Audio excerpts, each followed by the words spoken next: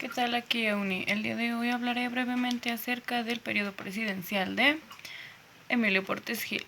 Emilio Cándido Portes Gil nació el día 3 de octubre de 1890 en Ciudad Victoria.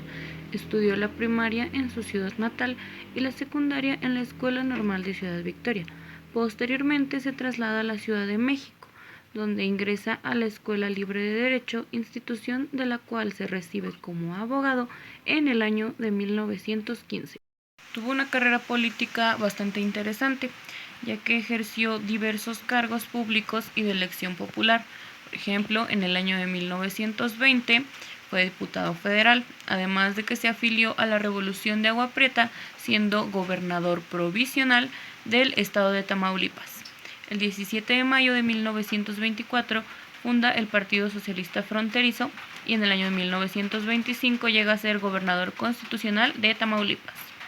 Durante su administración promovió una importante actividad legislativa, además de promover la organización de obreros y campesinos. Tuvo una influencia muy importante en los gobiernos y en la política del estado de Tamaulipas desde el año de 1928.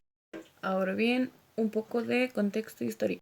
Recordemos que la Revolución Mexicana termina en 1920 teniendo como gran triunfador al general Álvaro Obregón, el cual ejerció como presidente del año 1920 al año 1924.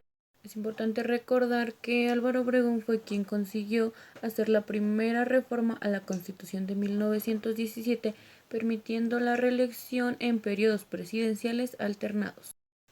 Álvaro Obregón designa como su sucesora Plutarco Elías Calles, quien ejerció su cargo como presidente del año 1924 al año de 1928. Cuando Plutarco Elías Calles termina su periodo presidencial, Álvaro Obregón buscaba la reelección, pero en un desafortunado incidente es asesinado.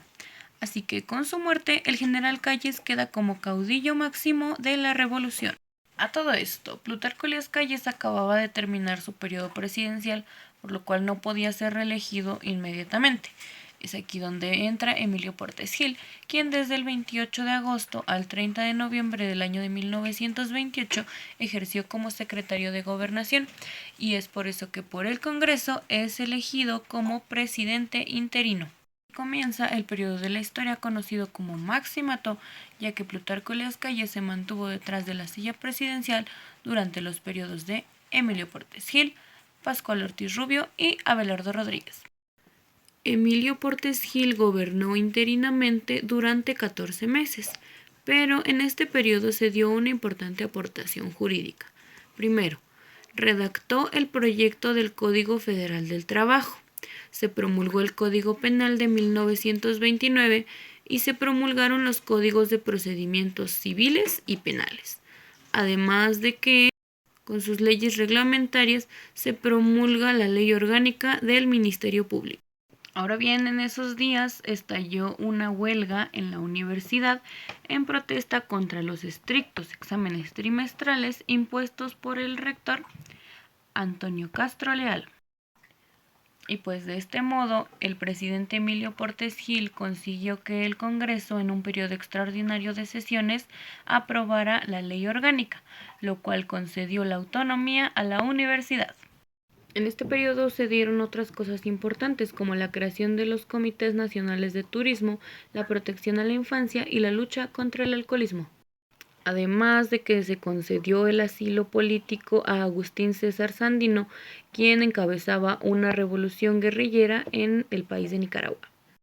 Además de que se concedió el asilo político a Agustín César Sandino, quien encabezaba un movimiento guerrillero en el país de Nicaragua. En el año de 1929 se proclama el Plan de Hermosillo, el cual exigía la libertad de cultos y por el cual estalla la rebelión escobarista dirigida por el general José Gonzalo Escobar. Este movimiento se unió con los cristeros, cuyo antecedente venía desde el gobierno de Álvaro Obregón. Pero pues Emilio Portes Gil fue un poco más diplomático y con gran habilidad logró apaciguar un poco este movimiento.